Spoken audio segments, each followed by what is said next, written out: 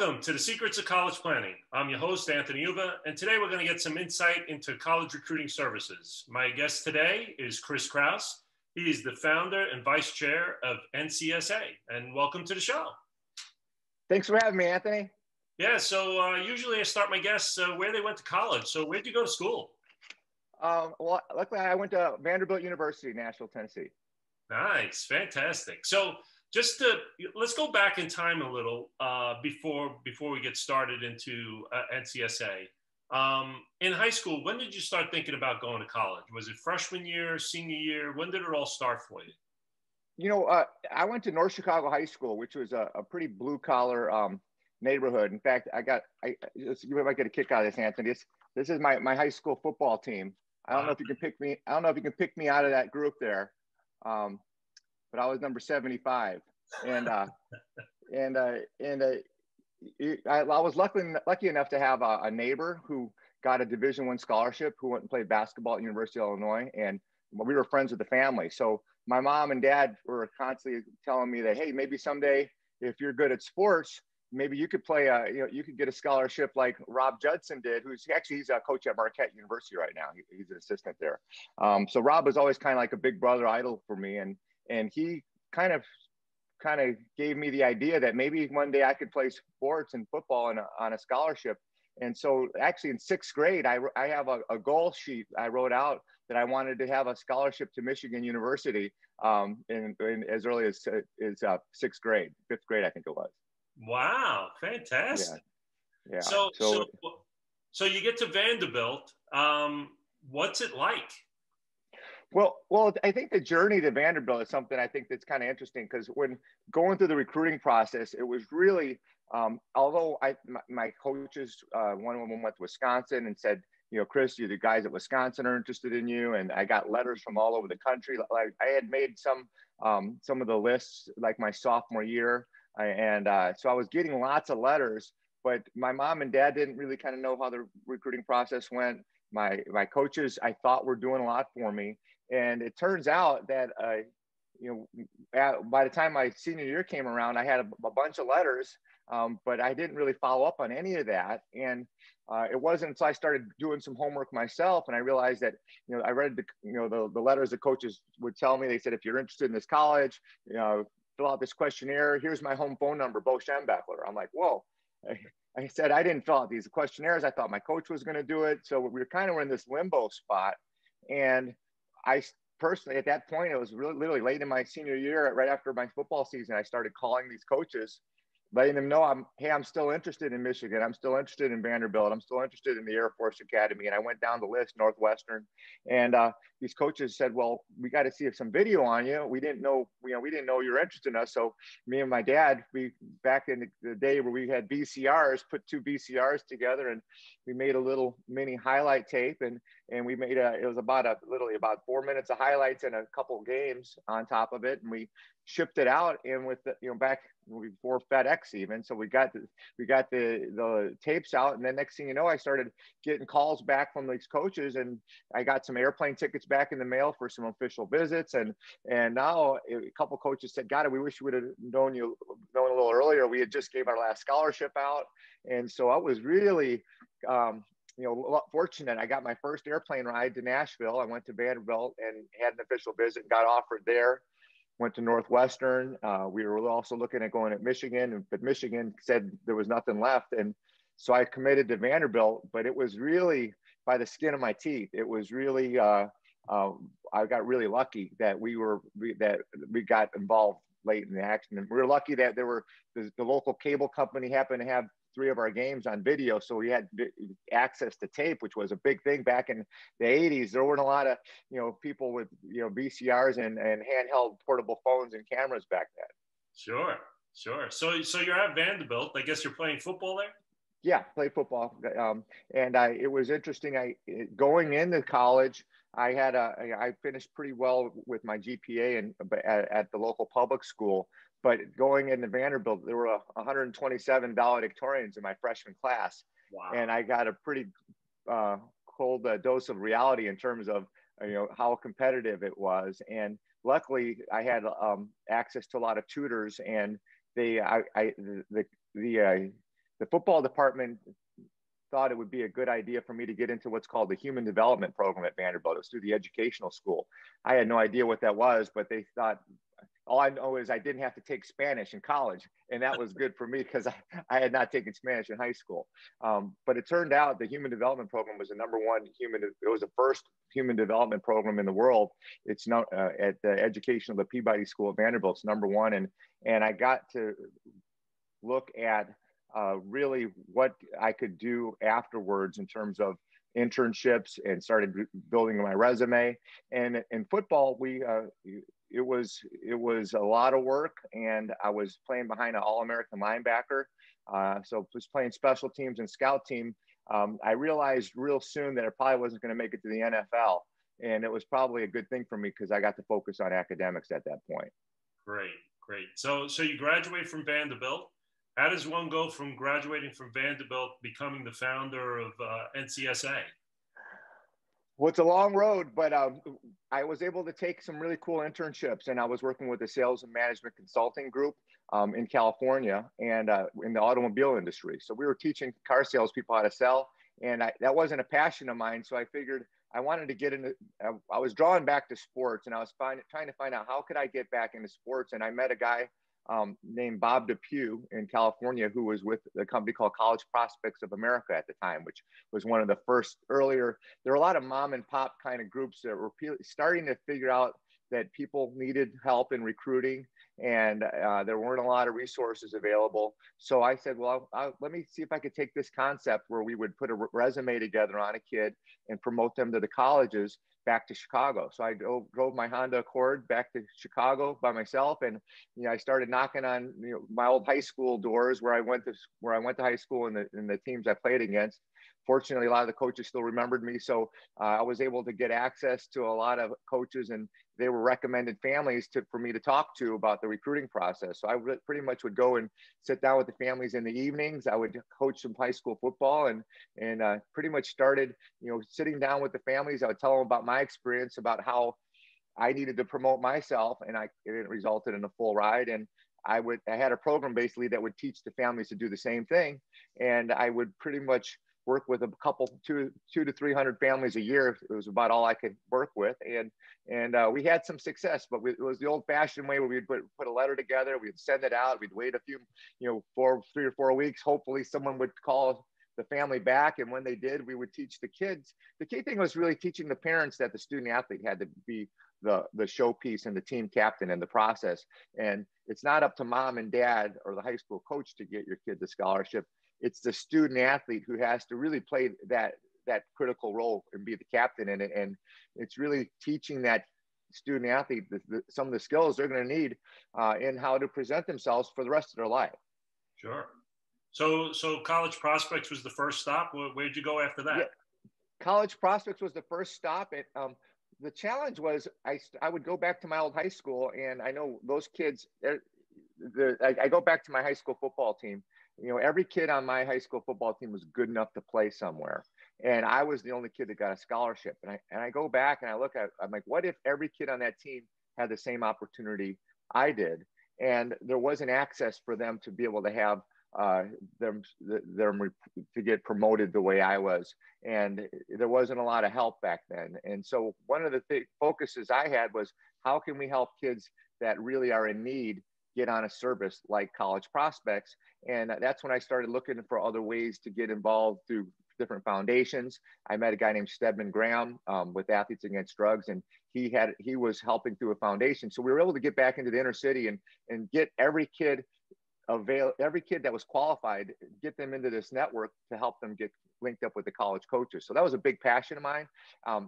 I met a group called College Bound Student Athlete. That's why I met you, Anthony. Yeah. And part of the idea was, how can we make this service available for not just kids that their families had the resources to do it? And that was a big passion of mine. And luckily, with the help of technology, we were able to find some ways to really scale the process of being able to get data from college coaches. I started accumulating email addresses of college coaches and fax numbers, and really building relationships with the college coaching community over 10 years from after I graduated from college. And I kind of had the system in place where we could help kids on a one-on-one basis, but nothing where we could help kids on a scalable basis where we could help thousands of kids every month. And that's kind of really where we were able to start to streamline it with education. We started doing recruiting seminars with a guy named Jack Rankins, would go into the high schools and recruit, and we would talk about recruiting to the whole high school, and that would be a lead source for us. And we would follow up with those families, and it was amazing how there were a lot of different forces between education and technology, and marrying them together. We were able to really find a way to start to streamline the recruiting process, and also teach the recruiting process and how kids and families should go about it on a massive scalable level, where now at NCSA we're going to probably put 80,000 kids in college this year. Wow. So after college bound student athletes, you created NCSA. That's pretty much where it started. It's funny, at College Prospects, I told the president, I said, listen, there's this new technology out there. We need to get a website together. We need to start using email. And they're like, who's going to look at email? No one looks at email. No one looks at that garbage. I'm like, no, I think it could work. I mean, there's this new technology out there, with there's a thing called computers, and there's a thing called the internet. And I think there's a way to be able to make this process really affordable for everybody. And so we were kind of on the cutting edge of that, luckily, and fortunately it worked out. So what does NCSA do, and how does it all work? Well, NCSA, it's an acronym. It started off for the National Collegiate Scouting Association, and we've kind of morphed into what's called NCSAsports.org is Next College Student Athlete now. We've rebranded it. But really what it is, it's a digital platform for parents and student athletes to, first of all, find out realistically what needs to be done and when on the recruiting process. And the first thing needs to be, on a scale of 1 to 10, how bad does the student athlete want to play sports? And it's a commitment, and it's got to be if it's not a 9 or a 10 or 11 for a student athlete and their want to play, it's probably not worth looking into. The next thing is, how good are you? And the cool thing that we've done is put real measurable guidelines on the website for any student athlete who wants to play sports to look to see where they should be as a freshman, sophomore, junior in high school, for a goal setting chart to know whether or not they're going to have a realistic chance. Academically, they need to start getting their grades in line the second they walk into high school, because core GPA is so vital. They need to prepare for their ACT, SAT test.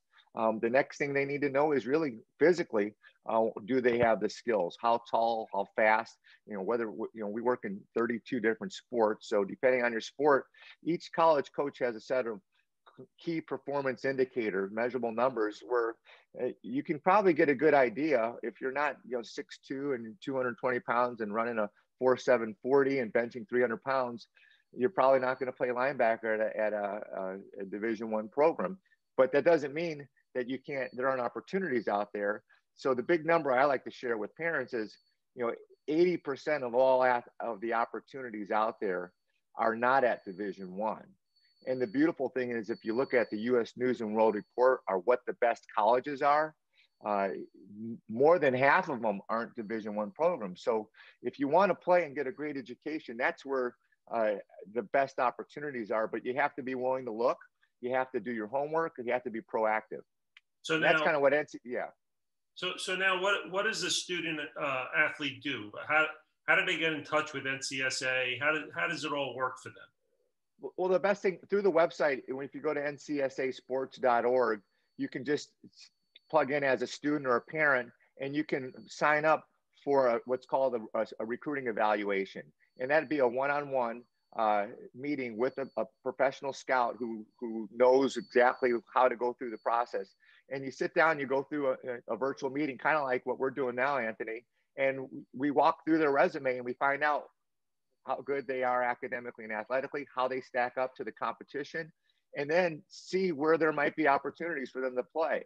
If if after that's done, it looks like they have a good match and they're willing to make the commitment to do the work necessary, we have a number of different programs for student athletes and families that can plug into digitally, where we put a profile together, we put a video together, we then send it out to those colleges that are realistic fits. The colleges respond back with a list and say that whether they like the student athletes and they're willing to look at them. And then we teach the family how to follow up on those colleges. And depending on, there's kind of like a freemium model where student athletes can get on and get their website put up for free. But if they want more extensive services, more one-on-one help, we have a number of different programs that range in price to, 40, $50 a month, and it goes from there. So it's a reasonable, and we also have what's called Athleadership Grants All-In Awards, where probably about 25% of our families that are on a national school lunch program either get on for free or get a scholarship onto the program. So we really want to make sure that, don't worry about the cost, because you're talking about a $80,000 education coming up down the road. So if we want people focusing on the value of that education, and we've never turned down a family for financial reasons, and we're really proud of that. That's great. Now, you said that you wrote a book as well. Yes, I did. And one of my goals was, after this book called Athletes Wanted. It's on Amazon, and it's gotten some pretty cool reviews. But this has a lot of it's kind of a do-it-yourself book. We can get a free digital copy if people want to email us. We'll be happy to. You can share my email address, Anthony. But it really takes a family through the journey as far as what's at stake. One of the things that we've learned through going through recruiting thousands and thousands of times is that it's not a 4-year decision, it's a 40-year decision. And having sports on your resume separates you potentially from 95% of every other college graduate. And businesses love to recruit former athletes. So one of my big things is a word I've coined called athleadership. I've made it up, but I think it kind of describes really the mentality of what someone who plays sports in college brings to the workforce that really is unique and valuable in terms of resume building. And I think it's something a lot of people put their sports at the bottom of their resume. Well, I think they should be putting it at the top of the resume, because that really tells me a lot about a potential candidate to work for our company. And we have about 800 former student athletes that work at NCSA now. The president of our company, she played ice hockey at Yale. And so I'm really proud of the fact that we built this athleadership culture, and companies are more and more today looking to build that type of culture within their organizations. So give me a sense today compared to the 1990s. What's the amount of students compared to actually getting to college to play a sport? Division 1, 2, 3. Do you see a big difference in the rates of kids playing at the different levels? Well, the NCAA and the NAIA have pretty much, and the junior college levels have pretty much locked in. There's about 1,700 colleges out there, and they're broken down between Division 1, 2, 3, NCAA. There's about 800 there. Then you have another few hundred in the NAI, and then the junior college realm. So in terms of the landscape of college sports, there's about 450,000 kids that play sports in college. That's the pie, and a lot of it's broken down between football is a big chunk of it, the rest of men's sports. But fortunately, with Title IX, the women's sports opportunities have continued to rise, and that's a good, more than a third of those opportunities are available for the women. So when you look at the big pie chart, there's about 150,000 kids a year that will play college sports, and the key thing is finding out which is the right fit for you. That's the key, and that's the work. That's the hard part of it. Yeah. So now, how do you find the kids? Well, with the technology, we have a couple million kids that are access us through the website, through social media, and a lot of it's through just referral. I mean, it's the old-fashioned referral method. I mean, when you work with a family, you do a nice job for them. A lot of times you're going to work with their sibling and their younger brother, or their cousin or nephew, and I get calls pretty much every day of someone, after doing this for 20 plus years now, Anthony, I'm the old guy in the company now, but I literally, someone is texting me, or a former teammate or a buddy of mine, or someone I just met along the way, says, I got a kid. I got a kid you got to take a look at. It's the old referral. And what's nice is we send them to NCSA, and they get a chance. They go and they put their name, number, and phone number, and their email in there. They'll get a call back, and they'll get linked up with some incredible resources to start the process. And the process is being realistic, goal setting, and making a proactive plan, making a game plan. I mean, it's just like anything in life. It's like just kids don't stumble into scholarships. It's a process. And think of it, if you're a college coach and you have $200,000 education, are you just going to give it to someone randomly? Or are you going to want to make sure you get a chance to look under the hood, know what their family's all about, know what their core values are all about, talk to their coaches and talk to their teachers, and really know, is this the kind of kid that's going to come in and make our university proud? And so it's a resume building process for high school kids that is going to take them into something they're going to do for the rest of their life. Now, as vice chair, what do you do in that position now? Well, for me, I do a lot of executive coaching. Luckily, I mean, our team that we put together are still running NCSA, and we have a number of other companies that are part of the NCSA family, part of Reigning Champs. And so I get to spend a lot of my time. I put together this 2012. In 2000, I put a 2012 plan. Now I have a 2030 plan that we put together. And so I do a lot of, I'm the big cheerleader now. I get to check in with our the president and a vice president, and I'm constantly talking at a board level. Where can we continue to help recruit great talent into our organization? What are the next opportunities for us to add value, bring value to our families? And one of the things that I'm really passionate about is this whole leadership concept, is not only just helping the student athletes from high school to college, but staying with that family, helping them take their athletic resume into a professional resume and linking them up with internships and jobs. I figure that's the holy grail, because college businesses want to recruit athletes. We have the biggest database of student athletes on the planet. So let's continue to help the student athletes and be champions for them. And that's kind of where I spend my time, looking for ways to, find out how can we test the kids and help the kids make better choices in their majors, finding out where their passions are and what careers match with those, so that way we can continue to inspire them to use the same passion for sports into making a difference in their next endeavor. Wow, fantastic.